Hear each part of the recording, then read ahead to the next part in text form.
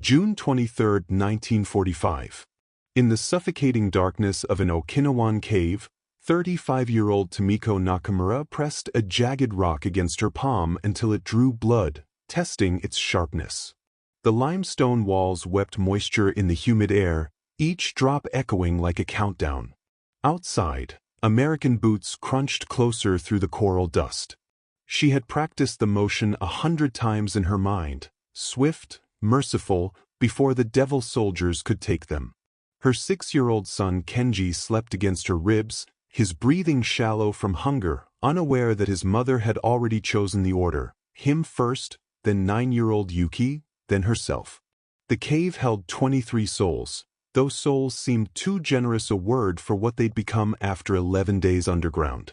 Women mostly, their husbands dead or conscripted, children whose ribs showed through torn yukatas like bamboo slats. They'd survived on rainwater that tasted of sulfur and sweet potato peelings that the rats hadn't found first. The Imperial Army sergeant who directed them here had been explicit. The Americans will do things to your daughters that would make demons weep. They eat the flesh of children. Death is a mercy. Tomiko had seen the photographs from Saipan. Mothers leaping from cliffs, babies in their arms, choosing the rocks below over American capture. She'd heard Emperor Hirohito's voice crackling through the village radio, speaking of the 100 million hearts beating as one, ready to die rather than surrender. The propaganda leaflets showed American soldiers as red-eyed ogres with fangs, tearing apart Japanese families. Every woman in the cave clutched something sharp, broken bottles, rusted farm tools, fragments of their former lives weaponized for this final act of maternal love. The footsteps stopped directly above them. Yuki's eyes snapped open, animal-bright with fear. Tomiko pressed her daughter's face into her chest, muffling the whimper that tried to escape. Around them, other mothers tightened their grips on their children. Mrs. Shimabukuro, the eldest at 62, began muttering Buddhist prayers. Her granddaughter, barely 3, sucked her thumb with the vacant stare of a child who'd forgotten what safety meant. Then came the voice, and everything Tomiko knew about the world cracked like poorly fired pottery. Uchinanku nu minasan. The words floated down in perfect Okinawan dialect. People of Okinawa. This is Sergeant Thomas Sakamoto of the United States Marine Corps. We have food, medicine. No one will hurt you. A Japanese voice from an American throat. The cave collectively held its breath. This had to be a trick. The sergeant who'd hidden them had warned about Japanese traders who'd sold their souls to America, who lured civilians out with honeyed words before the devils devoured them. I know you're frightened, the voice continued, gentler now. My parents were born in Na. I speak our language. Please, we have chocolate for the children.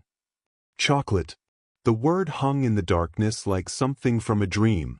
Kenji hadn't tasted anything sweet since the sugarcane fields burned 3 months ago. Tomiko felt his tiny body shift, responding to a word that meant nothing and everything. Heavy boots descended into the cave mouth, blocking the triangle of harsh sunlight. Tomiko's hand found the rock. Around her, she heard the subtle shift of 24 makeshift weapons being raised. This was it, the moment they'd prepared for. But the silhouettes that appeared defied every image burned into their minds. No fangs. No red eyes. Young men, boys really, barely older than her nephew who died defending Shuri Castle. One had his rifle slung over his shoulder, hands raised and empty. Behind him, others carried strange boxes marked with red crosses.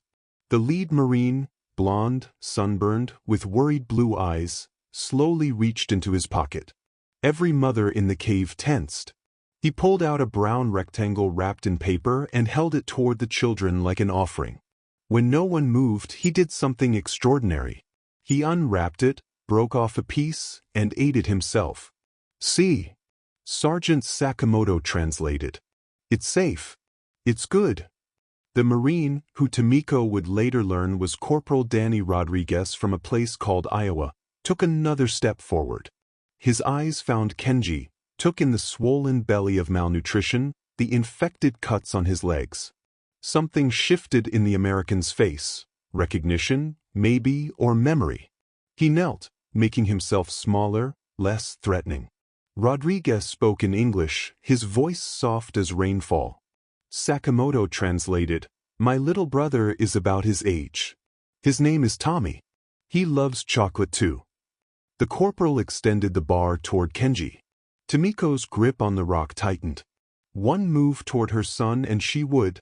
But Kenji, driven by 6-year-old hunger and curiosity, did the unthinkable. He took a step forward. "No!" Tomiko gasped, but her son's dirt-caked fingers had already touched the wrapper. Rodriguez smiled, not the demon's grin from the propaganda posters, but something tired and sad and human.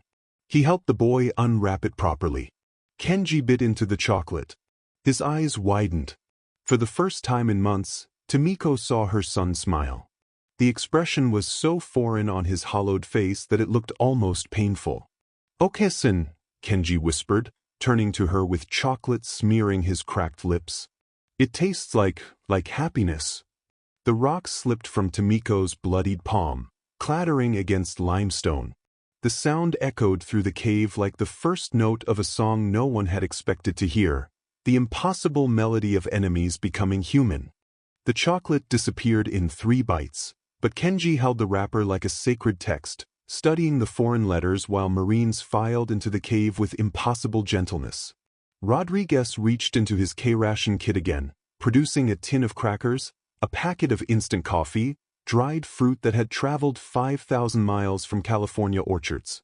Other soldiers followed his lead, emptying pockets of Wrigley's spearmint gum, lifesavers that caught the filtered sunlight like edible jewels, cans of meat that hissed when opened. Mrs. Shimabukuro watched her granddaughter receive a yellow fruit leather with trembling hands. The old woman had survived the Russo-Japanese War, the Great Depression, had seen empires rise and fall, but nothing had prepared her for enemies who fed her grandchild. She began to weep, not the silent, suppressed tears of wartime, but something raw and confused that shook her entire frame. A medic with red crosses on his helmet knelt beside a boy whose leg wept pus from shrapnel wounds. The child, maybe 8, flinched when the American touched him, but the medic's hands moved with practiced tenderness, cleaning the infection with sulfanilamide powder worth its weight in military gold.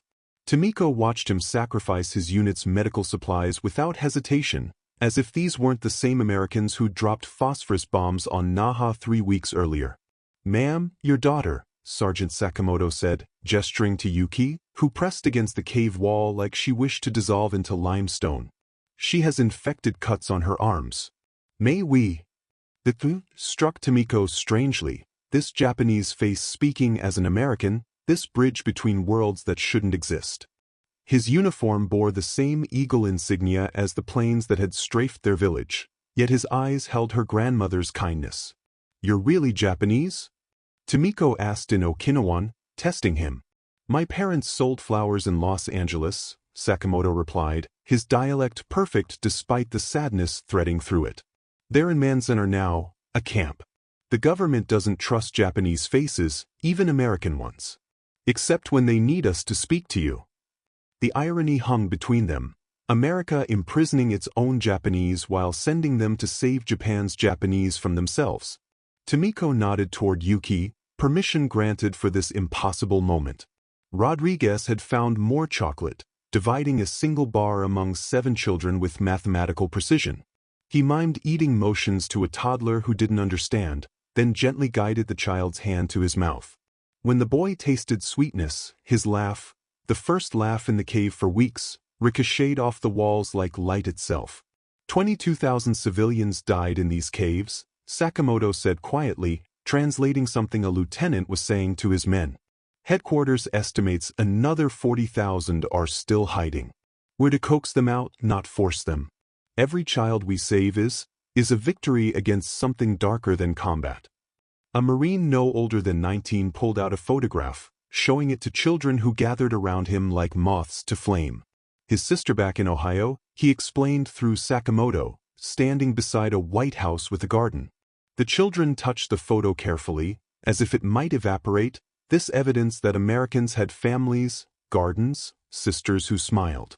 But not everyone surrendered to this new reality. Mrs. Gushikin clutched her twin boys, refusing the offered rations. "It's poison," she hissed. "Delayed poison. They want us healthy for their experiments." Her husband had been part of Unit 731 in Manchuria. She knew what humans could do to humans in the name of science. Rodriguez seemed to understand without translation. He sat cross-legged on the cave floor, pulled out another K-ration, and began eating its contents methodically. Crackers, cheese, canned ham, even the cigarettes meant for later. He ate until his stomach visibly protested, then patted his belly with a theatrical groan that made Kenji giggle. "See," his gesture said, "if it's poisoned, I'll die first." The Marines had carried 5-gallon water cans down the treacherous path.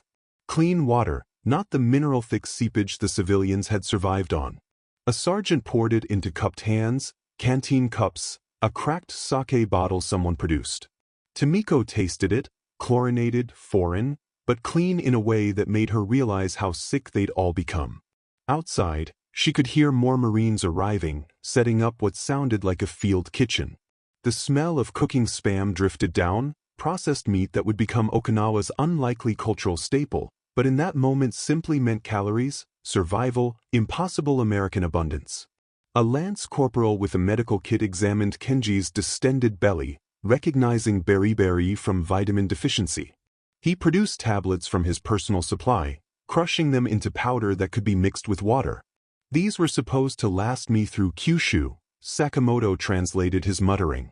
"But hell, maybe we won't need to invade if we just feed everyone instead." Yuki finally accepted a piece of chocolate, her first voluntary movement toward the Americans. She let it melt on her tongue slowly, scientifically, as if trying to decode its impossibility.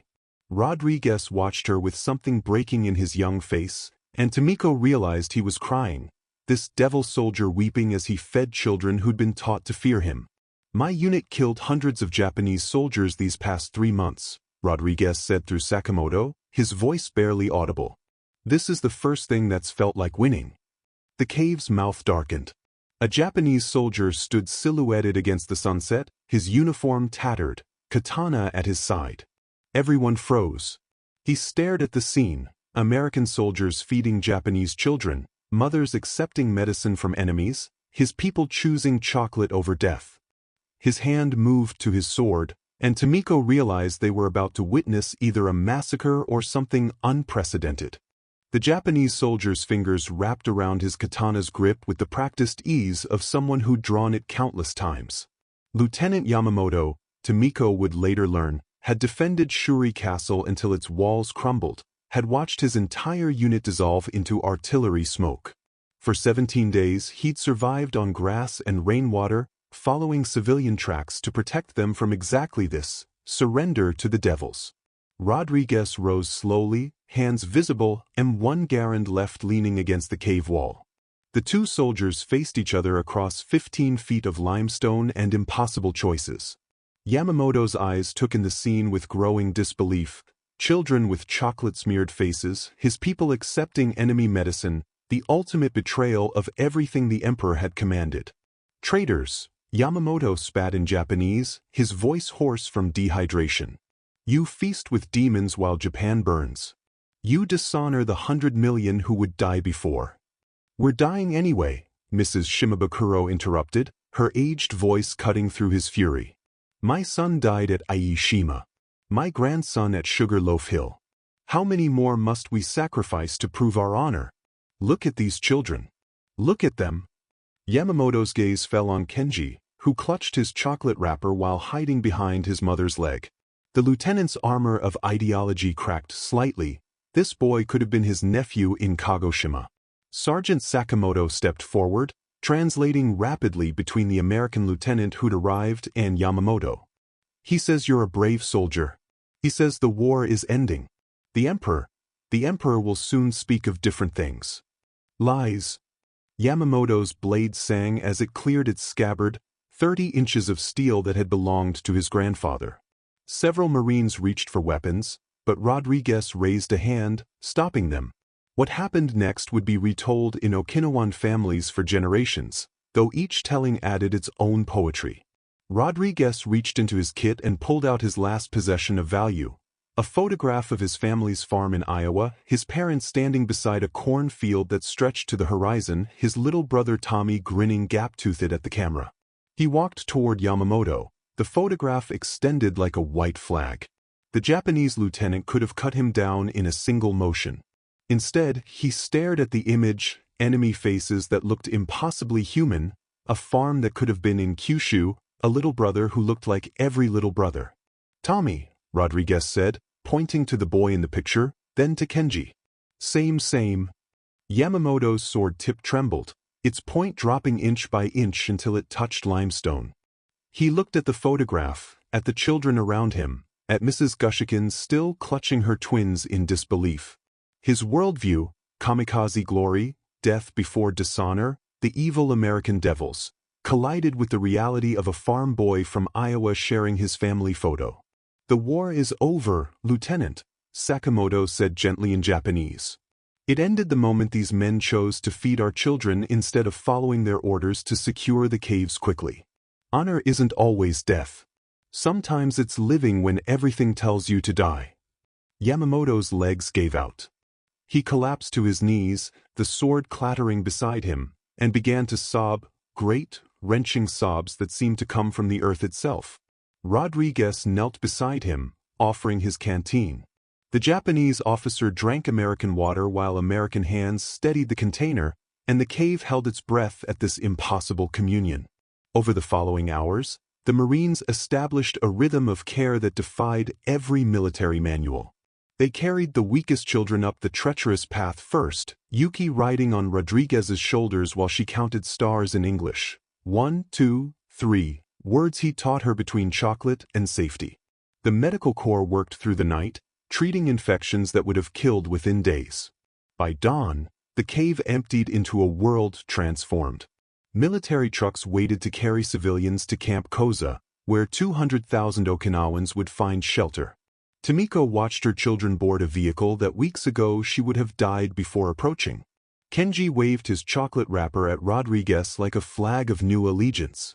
The numbers would stagger historians. 11,000 tons of food diverted from military supplies in 30 days, more than the entire ammunition expenditure of Iwo Jima. General Buckner's controversial decision, feed civilians while still fighting Japanese holdouts, saved an estimated 100,000 lives but cost him political capital he'd never recover.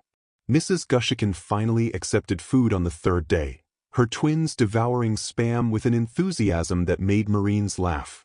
She would later name her third son Douglas, after MacArthur, though she never quite forgave herself for believing the propaganda that nearly killed her boys. Lieutenant Yamamoto surrendered formally, his sword presented to Rodriguez in a ceremony that nobody photographed but everyone remembered. He would spend 3 years in American custody, teaching Japanese to occupation forces, writing letters to Tomiko's family that always began, "Please tell the children I remember the chocolate." 50 years later, Kenji stood in an Iowa cornfield, Rodriguez's daughter beside him. The old Marine had passed the previous winter, but he'd left instructions: scatter his ashes where the corn grows tallest, where his Japanese son could visit. Kenji opened his weathered wallet, pulling out a chocolate wrapper preserved between plastic sheets, faded but intact. "Your father gave me this when I was 6, he told her, his English perfect now. He gave me life when my mother was prepared to give me death. He taught me that enemies are just people we haven't shared chocolate with yet." The corn rustled in the summer wind, and somewhere between Iowa and Okinawa, between 1945 and forever, the war finally ended in the space where humanity chose chocolate over killing, where a farm boy's kindness rippled across oceans and generations, proving that sometimes the smallest gestures of grace echo the loudest across history.